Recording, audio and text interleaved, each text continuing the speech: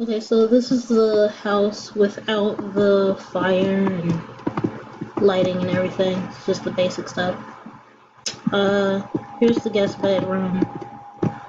It's pretty plain since it's supposed to be, here's the other guest bedroom. Since it's supposed to be, like, basically covered with flames and you shouldn't go in there. And if you do, you basically instantly die. This is the room you start off in. Probably should start off with that. Here's a adjoining bathroom. If you go in here, you also die. Let's see. This is the living room. Also supposed to be covered in fire.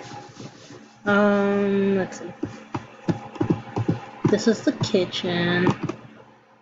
And this is the dining room.